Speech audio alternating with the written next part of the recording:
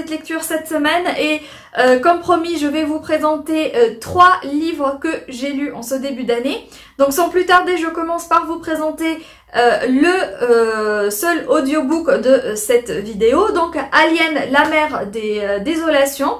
Donc Alien, je l'ai reçu à travers l'application Audible. Donc Audible qui est une plateforme dont je suis énormément fan et que j'adore. Surtout en fait dans le format dans lequel elle présente Alien. Donc Alien c'est le 3e livre donc dans la série. Et franchement, après avoir eu un énorme coup de cœur pour le premier, je ne peux que vous conseiller, voilà, de découvrir ces livres en audiobook, surtout en audiobook, parce que c'est une aventure, mais tellement immersive qu'on a l'impression de regarder, en fait, c'est tellement vivant plutôt qu'on a l'impression de regarder un film ou bien de carrément lire, vivre l'aventure avec les personnages. Et donc en fait pourquoi ce format est assez exceptionnel, parce que vous avez non seulement une voix bien spécifique pour chaque personnage, donc chaque personnage va avoir un narrateur ou une narratrice différent et donc ça fait voilà comme si vous regardiez vraiment un film, d'autant plus qu'il y a des effets sonores qui vont faire en fait le fond et qui vont en fait faire vivre le récit. Et donc dans le premier tome on retrouve Ripley, et dans ce premier tome en fait la narratrice c'est celle qui fait le doublage des films Alien pour le personnage, voilà, d'Ellen Ripley. Donc franchement c'était un truc mais absolument incroyable que j'ai adoré, et je ne peux que vous conseiller de découvrir les livres Alien en audiobook si bien sûr vous êtes fan de la série, donc la série de films. Pour tous les amateurs également de science-fiction, ça peut être vraiment un très bon format pour vous, parce que c'est pas lent en fait, ça fait un peu moins de 5 heures et franchement c'est absolument magnifique. Et donc la mer des désolations, pareil, j'ai adoré. J'étais juste un petit peu déçue de pas retrouver Ellen Ripley, mais bon c'est normal, on va pas la retrouver dans tous les livres, surtout que celui-là se déroule je crois quelques siècles après l'existence de Ellen Ripley.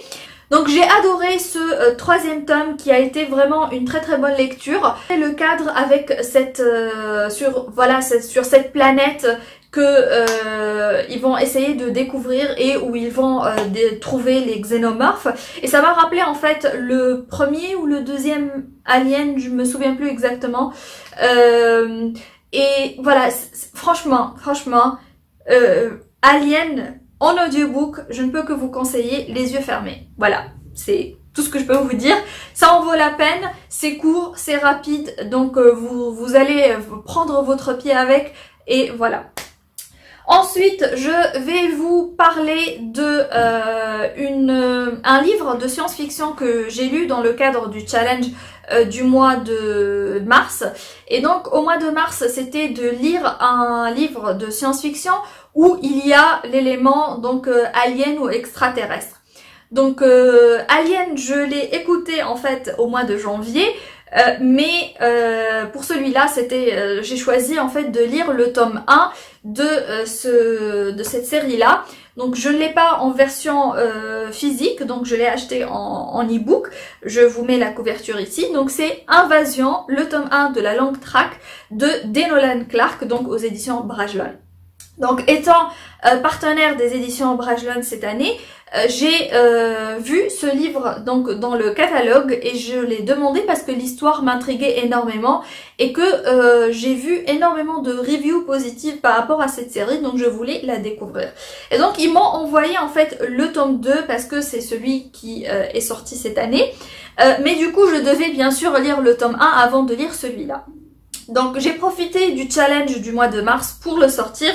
Et mon Dieu, qu'est-ce que j'ai fait de commander le tome 2 parce que j'ai adoré le tome 1. C'est vrai, il y a quelques petites longueurs, donc les livres ils sont assez longs quand même, donc ça fait dans les plus de 500 pages, mais ça en vaut vraiment la peine. Pour vous donner un peu le prémisse de l'histoire, pour vous situer un petit peu dans l'univers, Donc on est bien sûr dans un futur assez lointain où l'humanité a réussi en fait à coloniser plusieurs planètes dans l'univers, plusieurs galaxies même. Et donc aujourd'hui en fait la composition de cet univers se fait dans le sens où c'est les corporations, les grandes corporations qui contrôlent en fait un petit peu les différentes planètes.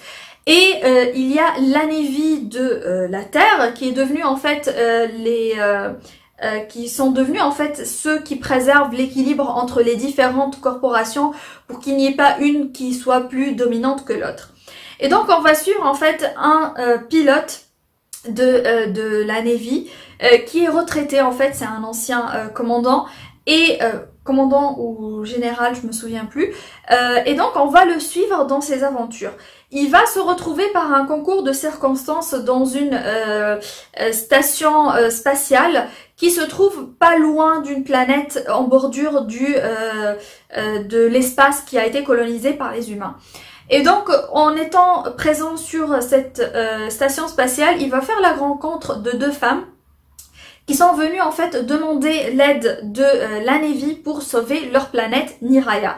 Donc Niraya, c'est une petite planète qui n'a rien pour elle en fait, qui a été même abandonnée plus ou moins par la corporation qui en a le contrôle. Et ils sont en fait sous la menace d'une attaque et d'une invasion par une flotte. Et donc ils demandent de l'aide, mais comme ils sont une petite planète qui n'a vraiment pas beaucoup d'importance pour la corporation, personne ne lève le petit doigt, sauf ce commandant retraité, ce pilote retraité, qui va vouloir les aider et voilà, trouver le moyen de sauver cette planète. Et donc il va faire en sorte de recruter d'autres pilotes pour l'aider dans cette entreprise. Et ils vont aller sur la planète pour essayer de la sauver. Donc dans ce contexte-là, ça sort pas vraiment en fait c'est pas très original disons. Mais en fait, les personnages sont très intéressants, leur psychologie, leurs interactions, etc. La façon dont c'est écrit également et de la manière dont c'est présenté est très intéressante. J'ai beaucoup aimé cet aspect-là de l'histoire. Et surtout, l'auteur, il développe vraiment très bien son univers. Du coup, on arrive vraiment à s'investir, à se plonger dans cet univers. On n'a plus envie de le quitter. Et malgré quelques longueurs vers le troisième quart en fait du livre, on arrive quand même à passer au-delà parce que ça en vaut vraiment la peine. Surtout que au moment où la confrontation entre les pilotes de la Navy et la flotte qui vient est vraiment très intéressante. Les combats sont franchement, c'est très bien décrit. C'est tellement bien écrit en fait que j'avais l'impression de regarder un film ou un anime ou quelque chose comme ça. Donc franchement, c'est très graphiquement, on peut très bien visualiser les événements et ça j'ai adoré. Par la suite, pourquoi ça a été un coup de cœur? Tout simplement parce que la révélation à la fin était juste monumentale. Voilà, donc c'est un truc qui va vraiment pour moi c'était limite, voilà, c'est une explosion, c'était une révélation, vraiment, j'ai adoré. Ça donne en fait une dimension tellement énorme, tellement épique à l'histoire, que voilà, je pouvais pas mettre le livre de côté et ne pas commencer tout de suite le tome 2. Donc pour le moment, je suis en cours de lecture, j'ai pas encore beaucoup avancé, j'en suis à une centaine de pages, mais j'adore et franchement, je ne peux que vous conseiller la lecture de cette série si vous aimez les aventures spatiales un peu militaires. Bon. On retrouve là toutes les thématiques que j'adore dans la science-fiction et j'ai adoré. Donc c'était un récit vraiment incroyable. Du coup, comme vous le voyez, j'ai sauté sur le tome 2. Donc j'espère ne pas tarder à le finir et vous en parler bientôt. Parce que c'est une série qui en vaut vraiment le détour. En tout cas, j'adore pour le moment le tome 2. Donc ça va très bien, je suis super contente. C'est tout. Donc la Long Track Invasion, le tome 1 des Nolan Clark.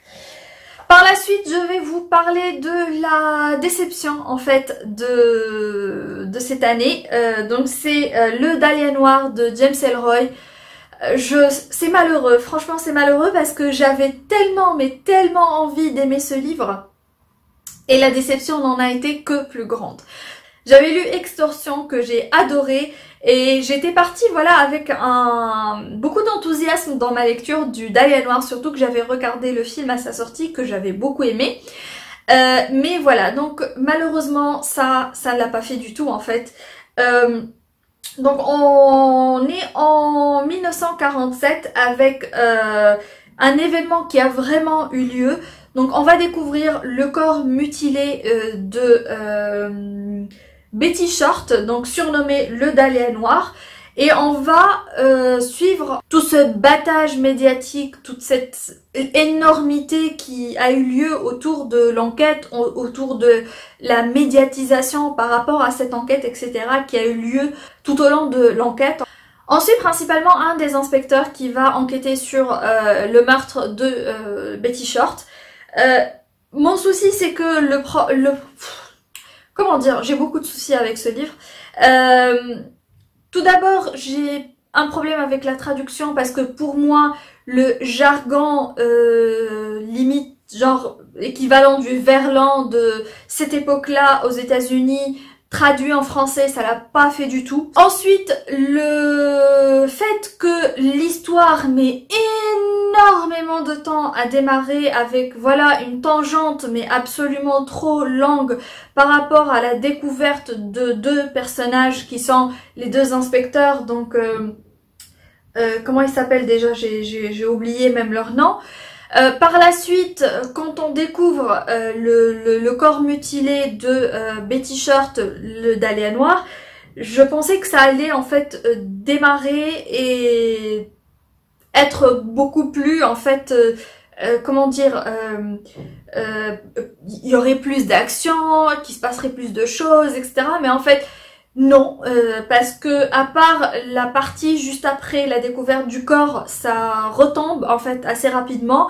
Il y a beaucoup de choses qui m'ont paru ne pas être logiques, qui m'ont paru ne pas être crédibles.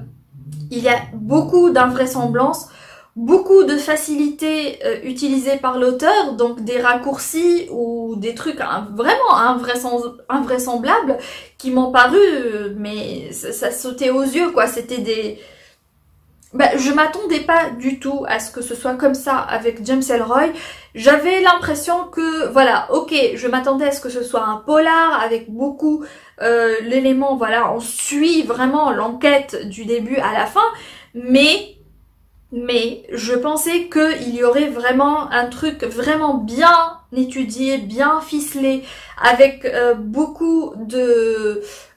comment dire, avec le côté vraiment de la procédure qui est respectée, mais là c'était un peu rocambolesque, il y avait des révélations un peu bizarres, il partait dans des trucs et pour moi c'était du superflu, ça n'avait vraiment pas besoin d'être présent dans le livre et donc sur 500 pages à peu près, minimum, on peut enlever 150, 200 pages pour avoir voilà un récit beaucoup plus condensé, peut-être beaucoup plus logique dans un certain sens.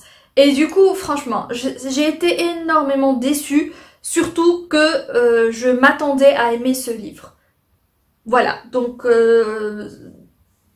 par contre, j'ai envie de lire LA Confidential, donc qui est le tome 2 normalement du quartet de Los Angeles, parce que j'ai envie de donner une seconde chance à l'auteur et voir ce que ça donne. Par contre là, je ne sais pas si je vais le lire en français ou si je vais le lire en anglais, mais je pense que ce sera en anglais pour voir s'il y a une différence, si c'est vraiment quelque chose qui a à voir avec la traduction et si vraiment ça va changer quelque chose en fait dans ma perception du style de l'auteur et de la façon dont il écrit. On verra ce que ça donne.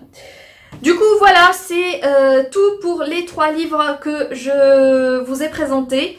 J'espère que ça vous a plu et je vous donne rendez-vous bientôt pour une nouvelle vidéo.